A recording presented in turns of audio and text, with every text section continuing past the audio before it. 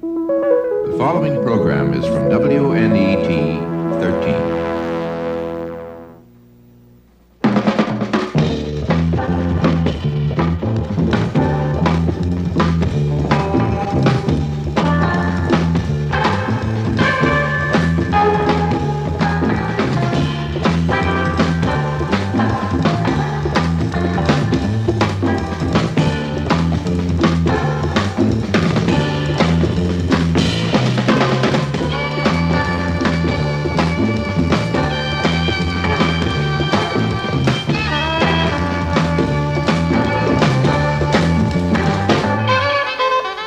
Black Journal is an on-the-air magazine reporting on the personalities, ideas, and issues that affect Black America. It attempts to achieve balance by reporting from a Black perspective. Black Journal's 5th season is highlighted in this new Black Journal magazine, featuring such articles as A Rap with Melvin Van Peebles, the phenomenal growth of Friends of Black Journal chapters, and a black paper on white racism. For your free souvenir copy, send your name and address and 50 cents in postage stamps. Do not send cash to Black Journal, Department M, 10 Columbus Circle, New York. Black Journal, 10 Columbus Circle, New York.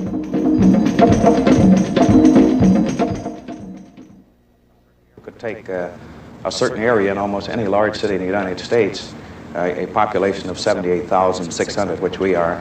If you took a segment out of any of those cities where it was 72% black, and you'd probably find that the crime rate would be just as high as it is here in Compton. And it's a matter of living in a racist society. Black people are forced to resort to many times to crime. You never can put manhood in your personal and then pick it up when you raise. You did. You got to be a full-time man. And brothers don't be full-time men. They say, well, hey, I can't do this because of my job. Well, hey, if it's benefiting black people, the hell with your job. Do you call it revolution? Throwing a brick, hitting a teacher? Is this what you call a revolution? No, well, we got a monument in Watts of what a brick throwing revolution will do. Right, got a lot of vacant lots down there. But and no grocery stores. Blacks have no money, and we have fought all our lives for integration. But we're actually talking about segregation. And we cannot live alone. We have no money. We have no resources. We have to have the right and a healthy attitude. The scare tactics have occurred in which industrial commercial interests have said we'll have to leave this city because it's going down the tubes, it's going to be all black, which ergo means it'll be bad, which isn't necessarily true. Compton is truly a community situation, and the test that's being run now is to find out whether it can operate. 2 decades ago, Compton, California was a lily-white, affluent bedroom community known as the Hub City. Today, it is known as the most black city west of the Mississippi. What happened in between was classic of what has happened in several other cities across the nation. As blacks moved into Compton, whites fled as usual to the suburbs, leaving the now over 70% black population to inherit a city overburdened with basic economic problems. Compton is situated 12 miles outside of Los Angeles and just next door to the well-known community of Watts. It is surrounded by 8 small towns that have managed to preserve their white majority population. Compton is a city that typifies the frustrations, problems, and aspirations of majority black cities and administrators across the country, who must strike some balance between citizens' demands for improved municipal services and inadequate, near stagnant sources of revenue. Sales, income, and property taxes are usually as high as they can go in these cities, considering the majority of the U.S. black population is already overtaxed and usually underpaid. Keeping already established businesses and attracting new business is a problem. Unemployment is another. Even when Compton was predominantly white, most residents worked outside of the city. That situation has remained unchanged. Thus, Compton is called a bedroom community. However, for blacks in Compton as elsewhere, the task of finding and keeping an adequate job within or outside of the city is much harder than it is for whites. In 1963, Compton elected its first black councilman, an automobile sales manager named Douglas Dollarhide. 6 years later, in 1969, he became the first black mayor. We have the same type of government that all of the other cities in the state of California have. We relate to the county government, the state government, and the federal government in the same sense that other cities relate to them. Uniquely, I guess we are 72% black. We're about 10% Mexican American. We have quite a few Samoans and American Indians and a few white people left around. So I guess in that sense that we're unique. We may be unique in problems as well because we have a very difficult time trying to get insurance for our businesses and for our homeowners. There's a problem of getting financing as far as flooring of automobiles for automobile agencies or flooring of merchandise for appliance stores and so forth like that.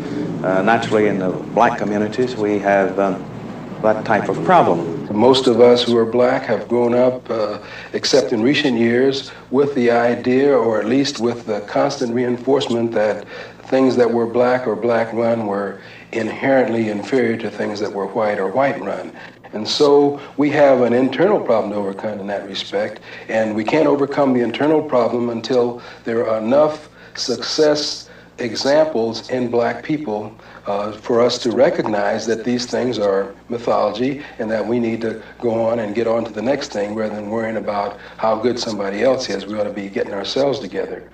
Many of the problems and programs that we're trying to implement and address, it takes 18 months, 3 to 5 years perhaps, to see visible evidence. For example, a case in point would be our downtown redevelopment, our Rosecrans project redevelopment, and the development of our Civic Center, which is also a part of the downtown redevelopment. Now, these buildings, they have to be planned, they have to be drawn up, and then we have to buy the land, we have to condemn buildings. There are various processes that we have to go through before the actual physical building can be there.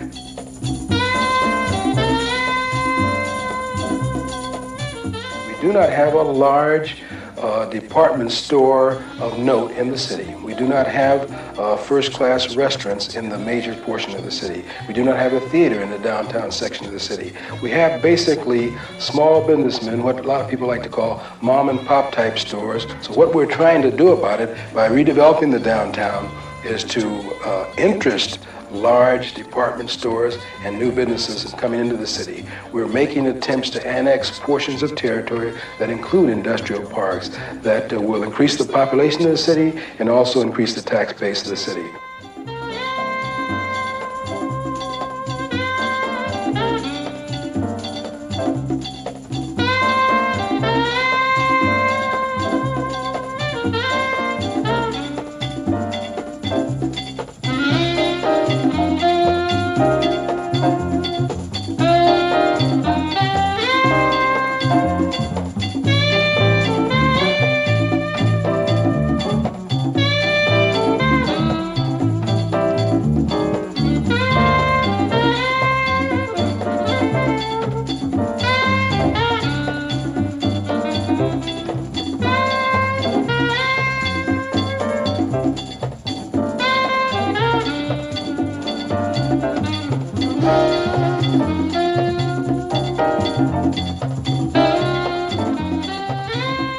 Grassroots is the bulk of the people in any situation, and we're trying to involve them in programs here in Compton, in government in Compton, in having some say about what happens in Compton.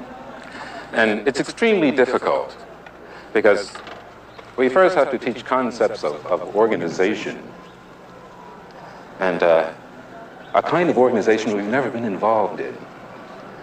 And here it's thrown on us all at once. We have to organize people, we have to educate people to the need of organization, and then we have to explain what the organization is going to do as a result of being organized, where we're going, what's the goal, what's the objective. My feeling is that we have to align ourselves with Africa and have an import-export exchange with Africa, because this is the only place we will be able to set up an economic, pardon me? What are you going to import? The same thing the United States is. What are you going to import and export from Africa today? What are you going to import besides, some nose rings or some earrings or some roach holders? Gold. I'm not talking about knowledge of self. I'm agreeing with you 100%. Wait a minute. Well, hey, when you... Although many blacks agree on a psychological identification with Africa, many, as do these Compton blacks, disagree on whether African countries can contribute economically to black Americans. A unique channel of communication between city law officials and the community is underway at the Compton Special Services Center. Weekly rap sessions provide an opportunity for all concerned to air their diverse opinions on any subject dealing with black life, from youth to economics. One of the reasons that black people aren't really getting what they want or what they need from this society is simply because we haven't established any economic base. And then that's right. But yet and still, you still got to get out there somewhere, and you're not going to get an economic base from studying black. Yeah, I want to know black myself. But first, I also realize that economic situation is not going to get me out there. How do you form an economic base in a racist society when you are the minority? How did they form it? By the gun. It has already been shown that the black dollar is going into all types of phases of the black dollar, the dollar that you got out and worked for. Hey, you know what? Money ain't got no color, Chief. But where do you stop and get involved in the economics of this country? After you learn self. Economic development, that's the #1 problem in the city. #2 would be suppression of crime in the criminal justice system. #3 would be youth development. 4 would be parks and recreation. And 5 would be internal organizational development, meaning that within the city we feel that there may be a necessity for reorientating the way that we go about solving problems organizationally as a city government. The primary focus, though, of our Model Cities program is to work within the area of economic development. Housing is one part of that. We hope to have a housing program that will be attractive to local residents who, like many of the whites who fled from the city, will not flee but will stay and build a quality community. When many of the whites that lived in the community moved out, they were the ones that owned the businesses. So as they moved out of the community, they moved their businesses out of the community as well. Physically, we have a larger industrial base, believe it or not, than we had in 1963. In fact, the largest that the city of Compton has ever had. We annexed 540 acres of industrial land, and we have many of the major firms that are located here in the city, particularly the Japanese firms such as Datsun, Sony, Craig, and many other Japanese electronic component manufacturers. We have for 72-73 a $15 million budget. Over 40% of that budget, that is approximately $7 million, comes from federal funds. So that means that you've got approximately $8 million that are developed from property tax, sales tax, and licenses and fees that the city collects. And we hope that as time goes by, we'll be able to do more things that relate to the youth of our city. The reason we have such an emphasis and a desire to emphasize the youth is that the median age of our community of 80,000 is 19.1 years, which means that almost half of the people in the city are teenagers. How you gonna get some guidance? You know, my mother took care of me when my old man kicked. You know, she said, Marvin, be in the pad at 10 o'clock. 10 o'clock, Marv was in the pad, but out the window at 10:30. She thought I was in the pad asleep, but I was out shooting dice with the boys, stealing plenty of cars. When you came and told her that I had stolen, she told her, hey, no, not my son. But the fact still remains that the kid's gonna have to get some motivation. And we can sit up here and criticize black families or white school system or whatever. But yet still nobody is really offering anything to substitute it. Just like it's up, I feel personally, it's up to black people, which again, I don't even have any means. It's up to black people themselves to accept the responsibility that they got to get it, because the parent can't do it. Of this black environment, that most of the time you don't even have two parents. And I know in my neighborhood ain't nobody got two parents unless one of them's a drunk, you know. So we can't deal with the problem being on the parent. You understand me? When she lets him out the house and send him to the school, she thinks she's putting him in good hands. Well, the crime has increased steadily, and like our schools, the guys who work days, we have to go up to each high school maybe 4 to 5 times per day. Or I can remember when I was going to Willowbrook or Centennial High that I never saw a policeman there unless it was career day or something like that. Now every day we have to go up there 4 and 5 times a day and arrest 3 or 4 students. I wasn't even aware, though I'd been a policeman for 3 years, just how serious it was that Compton had the amount of hard drugs like heroin and cocaine that they have in the city. We just recently, this year, started a narcotics detail, and these guys have been making numerous arrests on heroin addicts and confiscating as much as $1,000 worth of drugs out of one house. If you could take a certain area in almost any large city in the United States, a population of 78,600, which we are, if you took a segment out of any of those cities where it was 72% black, and you'd probably find that the crime rate would be just as high as it is here in Compton. And it's a matter of living in a racist society. Black people are forced to resort to, many times, to crime. Most of the crimes are committed by the juveniles. One thing, you could arrest a juvenile, take him to the police station, and even before you finish writing your arrest report, he's been released to his parents. That happened one day when I arrested a kid for having a gun at a school, and it was loaded, plus he had some pills, some Red Devils on him.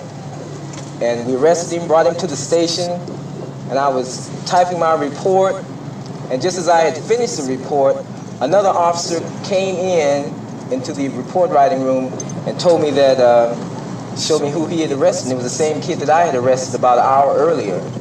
And they had let the kid go. He went home with his mother, climbed out a window, and went right back up to the school and started something else, and subsequently got arrested again.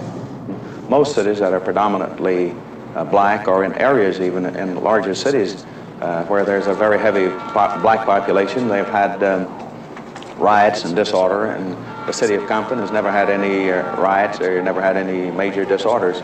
We've been rather tranquil. Although Compton hasn't erupted into large-scale violence, daily crime is a problem. Compton has one of the highest crime rates of any city in the country. Since January, there have been 38 homicides in this city of 10.5 square miles. But crime has its roots in a number of other problems, such as poor housing, unemployment, and lack of recreational facilities, which can be blamed on the economic woes of Compton. It's a vicious cycle. The fact that Compton has few recreational facilities contributes to the crime rate. The crime rate keeps business investors out. The lack of business creates an economic problem for the city, which makes more recreational and other social facilities impossible. One solution may be an unprecedented cultural renaissance going on daily at the Compton Arts Academy. Sponsored by city funds, the Academy provides a mecca of entertainment and learning for people of all ages.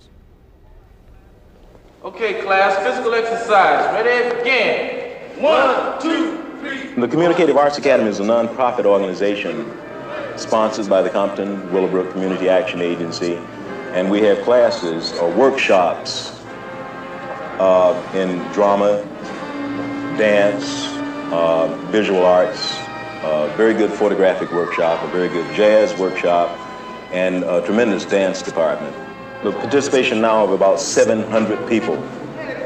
Anyone in the community has something to offer.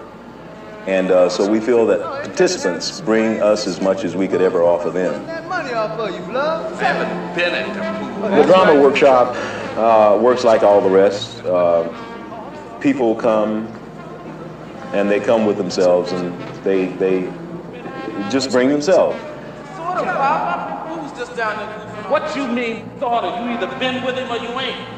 Yeah, I've been with him. I told you he's a bad influence, didn't I? Bad influence? Oh, Mr. Robinson, what's wrong with you? Shut up. Sir? Look, don't you forget what I told you. All right. I won't forget.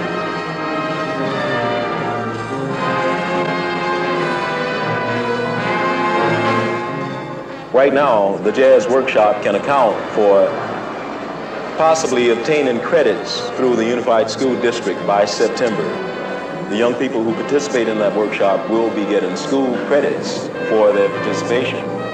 These are young people, the same young people that just come from the streets. The talent is out here, and the only thing that we have to do is to help expose, to build stages for it, and to really involve people.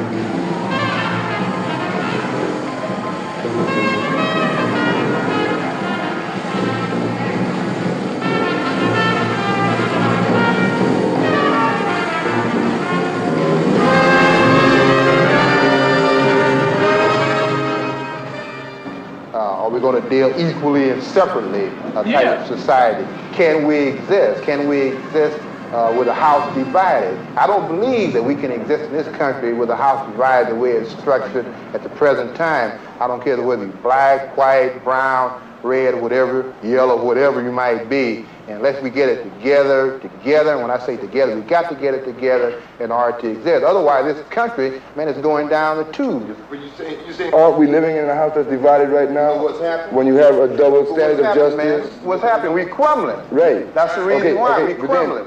Then, I mean, you know, we still talk about individualistic ideals. You understand? Like, Black Studies program, you know, everybody say, hey, that's a bunch of junk. You know, people ain't gonna learn. But hey, just to hear it. You understand? To talk about it, to talk about blackness and black concepts and start on a realistic basis, not no about the dashikis and the Afro. Hey, you can still be a professional black man, you understand me, and wear corvadas.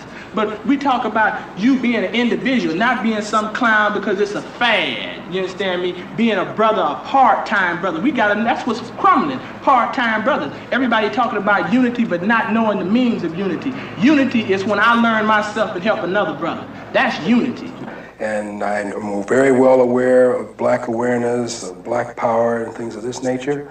I feel that that's very positive, but it's only a segment of the total picture. We do not live in an all-black world. We do not live in an all-white world. We live in a world, and therefore we have to address ourselves to the world. When do you leave dice? And that's the problem we're having now, is that we never tried. How we have no right here in the we city have Compton, problem. we're still killing each other. That's right. You know why? Right. Because hey, we have such switcheroos, and I'm talking about part-time brothers. We don't have nobody dedicated to nothing. Oh, that's why we killing each other? We don't have anybody dedicated. That's right. That's why. You know what's the big thing? You can't hide the fact that you're black. I can't hide the fact. Any place I go, I go. That's what niggas trying to say that you know, they black until they make some money. And then they're another color. They Negroes are colored. You understand me? Hey, they want to be everything else. You got Sammy Davis Jr. He's an Israelite or whatever. You know, all of them. What is it? Eartha Kitt? She's French. Huh? Dig them. Ain't nobody black. Ain't nobody want to accept. You know,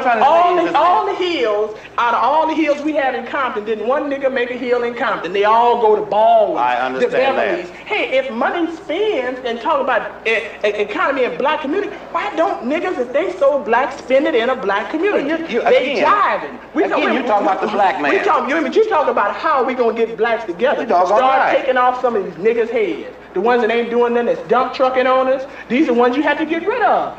I am in America. I have racial awareness, but I don't have any hang-ups. I think white because the guidelines are written by whites. How are you going to think black with no money? You're in America. You have a black color, but the guidelines and the system is white. You have to change, and you have to be a part of the changes. Implement your own ideas.